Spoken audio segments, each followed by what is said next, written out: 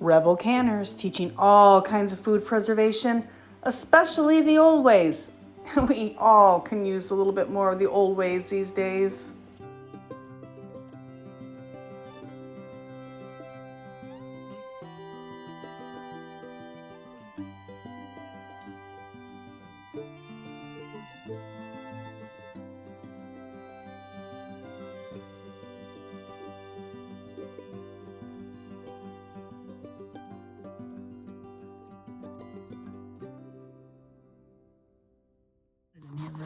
Let me see right there.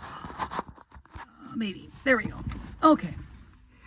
So I just went to my local library and I got a seed haul.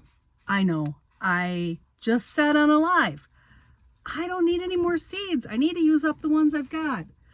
But I had to go to our local health food co-op and pick up this huge bag of mullein leaf. I got to make a tincture. 1 pound of mullein leaf. Again, I can collect this. I should have been collecting it this fall. I didn't. I ran out and I want to use it. So here I am. So anyway, I'm going to go through these with you really quick. I have Patano Romanesco tomato. I have Rio Grande tomatillos. I have a white currant cherry tomato. I know, I just said I don't need any more seeds. Dr. Witchy's. How could I not get Dr. Witchy's? Because, you know, Jess from Roots and Refuge recommends it so much. Paul Robeson, purple bumblebee tomato, Hungarian heart tomato, Brandywine, Berkey tie-dye green tomato,